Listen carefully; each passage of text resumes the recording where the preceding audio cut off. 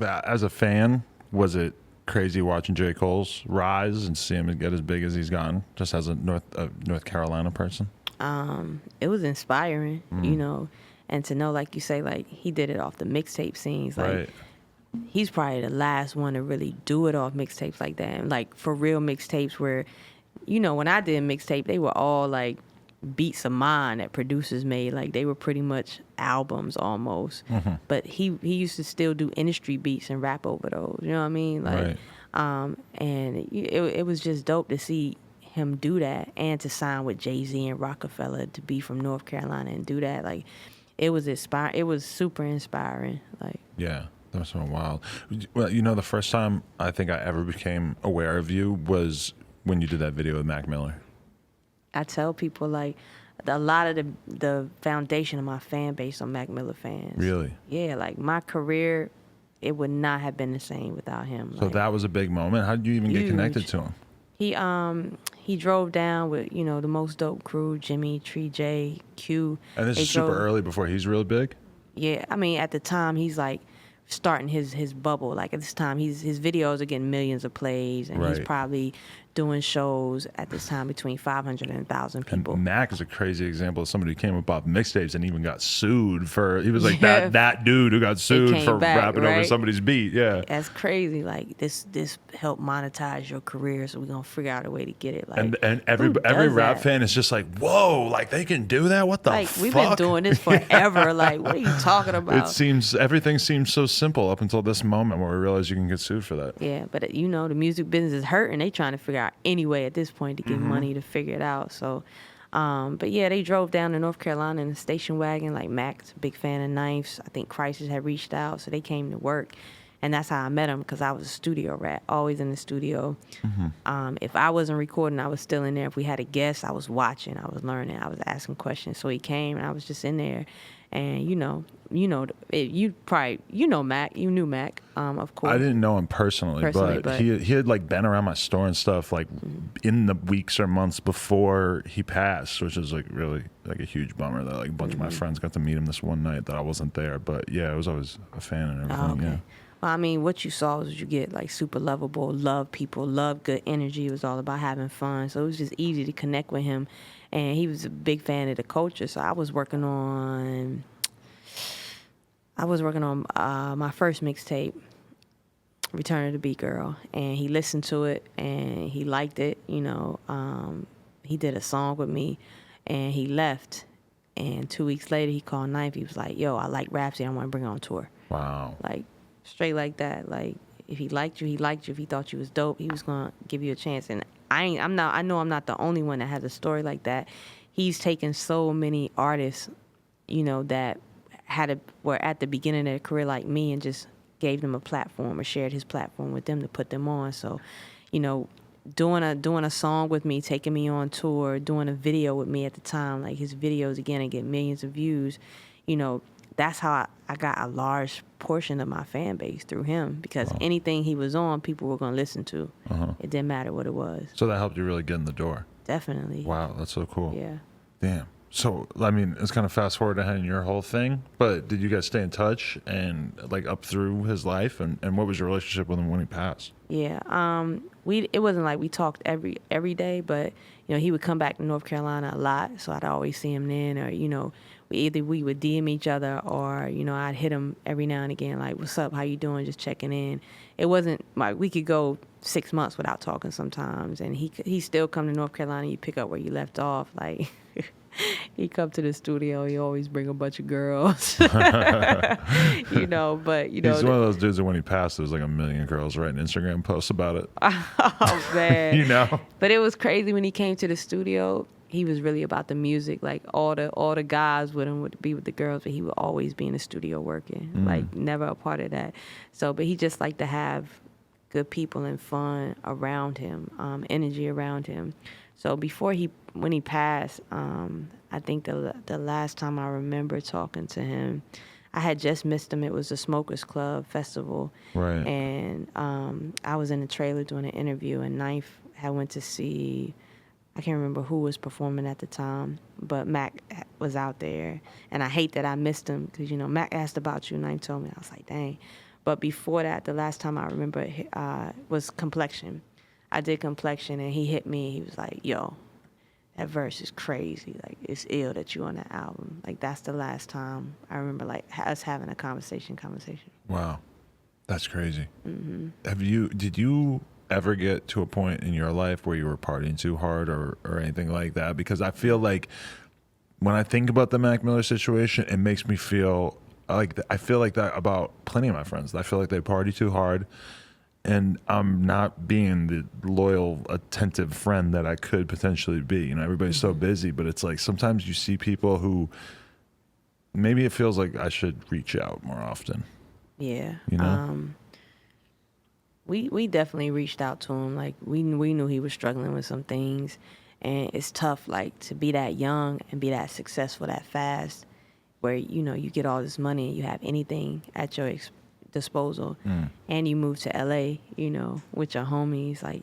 And all of a sudden you're dating Ariana Grande, and then she makes an album about you and shit. Like, life moves so fast, you know, and you still so young and still trying to figure it out. You always don't know how to handle it all when it comes that fast to you. So, you know, I get it. Like, he's human. I can remember Ninth, you know, having a conversation. You know, he was open about his struggles too. So it's crazy. But it was at a time where, you know, you thought he was doing better, or, you know, like, this is Mac, but I don't know, like, you see it, but what can you do? Like, what you can try to be there so much and talk to people and tell people, but at the end of the day,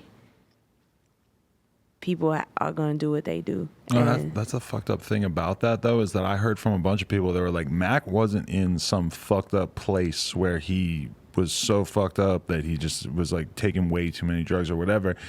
That's just the shit that happens when people take drugs that they think are one thing and they aren't. Right. You know, because you could just accidentally fucking overdose, and it's like that with all these fake pills and shit. That kind of shit is becoming like crazy normal. Yeah, no, definitely. What happened to him was, you know, he got a bad batch, and the person that did that, man, They arrested somebody else today. Yeah, I saw that. That's wild. But I mean, to say that it wasn't that bad though, when he openly spoke about his struggles, right? I can't. I wasn't there, so who am I to say? But I believe him if I don't believe anybody else. You know what I'm saying? Definitely. Like, so, you know, like, if you do drugs, you may not think it's that bad. I don't do drugs, so. You never got into that? No, never. I don't even smoke weed. Really? You know, I have tried to in the past, but, you know, it's you just freaked out? No, I didn't freak out. I didn't know how to inhale. Bill Clinton over here. Yeah, I for real inhaled for the first time maybe like 6-7 months ago. Really? Yeah, I was walking the studio and the guy was out. I was like, man, let me hit that. How I do it? Like, it was like, just breathe. I was like, what do you mean, just breathe? I was like, man, that burns. I don't need it. I mean, I feel like a lot of people don't understand how much weed gets smoked in an average like rap studio session, and it's not just like the rappers either. It's like you will go in there and you'll see the engineers just got full blown backwood habits. Like the engineers just been corrupted by the rappers as well, and everyone's just smoking so much. Bro, it's crazy. Times. Yeah, not me though. No, I can't even. I don't even make my hair stink too. That's a good point. Yeah. You must have inhaled an insane amount of weed just from sitting next to people in the definitely. studio. I probably caught mad contacts, bro. Constantly. Like, yeah, if other people do, I'll be like, do your thing. It doesn't bother me. It's just, I just know, like, I don't necessarily need it. But, you know. Why do you think Mac was like one of the most well-received white rappers of all time? Like, what was different about him? Because he earned respect. He did everything the right way. He respected the culture. Like, you know, he came in and he would work with legends. He worked with DJ Premier. You know, he worked with the little things like taking you on tour and stuff. That'll show that you care. But he definitely respected the history of it. Those that came before. You know, he built relationships. Like, he just did everything right. So he earned that respect. You know what I'm saying? Like, he came in the game. It wasn't just like, oh, I'm just doing this because I can do it. I'm a white rapper or whatever. It's just like, nah, like, you knew he really loved it. He studied it. Like, he could tell you anything about hip hop and the history of it. And when you that kind of person, like, people notice that, and they see like that you're authentic. Like you can see how pure he was just being around him. Like he had a very, very bright light. Like people were drawn to him, and you never ever hear anybody say anything bad about him because he was just so loving. Like, and that's so rare. it's Everybody very, gets very attacked and rare. shit on these days. But that was like, you kind of realized that when he passed, like, holy shit, this is one dude who, I guess maybe people tried to smear him here and there over the years, but nothing stuck. Like, he always just kind of was just this purely beloved figure. Right, man. I've heard things. I'm just like, not Mac. There's no way. But yeah, that's just the person he was. Like, I've seen it. He was all about good energy. Like, it could be something even on tour, like about to go left, and he's gonna come in and make a joke of it and make it go the other way. Like, really? Hug it up. We ain't gonna do this. Like, he was just mad loving, and that's just what I always appreciate you. He always made sure you were good, and it was always just about having fun. Right. All the time. That's about as good as it gets. Yeah.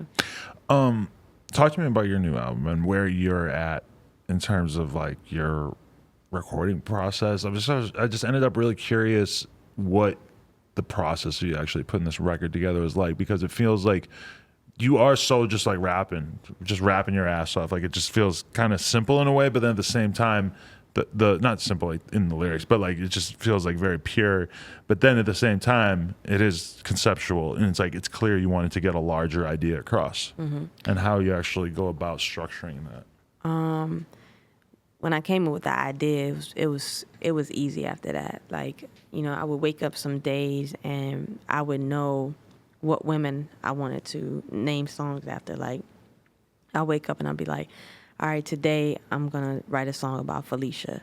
And what I know I learned about Felicia was, or what I wanted her to represent for this particular project, which her song didn't make the album, but I wanted her to represent motherly love because of who she was as her character in Claire on The Cosby Show, and how impactful that show and she was to our culture. And, she just represents the motherly part of Black women for me outside of my own home. So that was one thing. So you kind of start with the inspiration, like that's your muse for the song? Sometimes, some songs started like that, where I know what these women, conceptually meant for me. Like Nikki Giovanni, she represented, my love for the power of words, but also Blackness and how she wrote about it. When it came to Oprah, she represented success as being a Black woman and going to get the bag, like that's going to get the bag. Like, that's a term we use, but that she'd been doing that. So to a totally different level. But then there were some days where I would get up and I'd get a beat and I just write to it. And based on what I wrote, I'd be like, based on this concept of where I'm going, what woman reminds me of what this song is? And I say, like, that's Ibtihaj, which that came from a whole concept where, okay, we're going to flip liquid swords and, I'm a confident woman. Like, okay, let's use Ibtihaj, which Ninth ended up naming her. He's like, she's got the liquid swords, but she's also the first Muslim American woman to perform in a hijab in the Olympics. So, that mirrors the confidence. Or I wake up one day and I write a verse, and, within the verse, I'm like, yo, I'm real, unapologetic in my talk, and, it sounds loud. I'm going to name this after Jennifer Lewis. Or I want to talk about some revolutionary stuff. I'm going to name this Asada. So it would just be, those were the two ways I did it. So it was just real easy and pure and organic. Like, I didn't even have to think about it. I completed 90% of the project in the month of December. Like, wow. I was just waking up every day and just, bam, who's a woman that influenced me? Cicely Tyson. Boom, boom, boom. Like, what do I think of when I think of Cicely Tyson? I think of Regal. Bam, I watched Belly today. I really did Keisha's character, which is DMX girlfriend. Right. Like, she was loyal, she was down, he still betrayed her. We're going to talk about loyalty in this song. We're going to call it Keisha. Like, that's kind of how I approached it. Right. Yeah. Damn, that's really interesting. Does it come to mind? Like, are you incapable of making that kind of content without also thinking about how you fit into the sort of overall spectrum of these powerful Black women that inspired you? Like, you have to be sort of thinking to a certain extent, like, who am I and how do I fit into all this? Oh no, I always wrote up from the perspective of me, Right. of how I was represented in that. So if I'm writing a story and I'm naming it Keisha, then I'm gonna give you, my words of wisdom of loyalty or stories about how I was loyal or somebody was disloyal to me. But that's why I think this album turned out the way it did, and it wasn't corny because I never worried about, oh, this is Keisha and she played on Belly. Yeah. And you have to be creative with it where it's just all about an idea. And people can actually think in layers now, because like, oh, I get why she named it that. Let me think about my own stuff, like how am I Keisha or whoever. So I always thought about it, wrote it from the perspective of me. Like, to be honest, like I could have named any of these songs. Like I could have named Oprah Dollar Circulate. I could have went that route. I can go back to my old projects and probably take the titles off those and find Black women that fit all those. So it was just more of a creative way to do it, because the style of how I wrote didn't change. It was just, I told more of the story about me and being a Black woman, and I just connected that with why I am the Black woman I am because of all these other Black women. Right. I've always wrote about Black women and Blackness since Layla's Wisdom. Like, you can go back and I got songs called Betty Shabazz, or I have interludes where I'm talking about Blackness and Black women. Like, that hasn't changed. But to take it and really make it a concept and to allow people to notice it and to tell our story in an organic way, like, it was just more defined, if anything.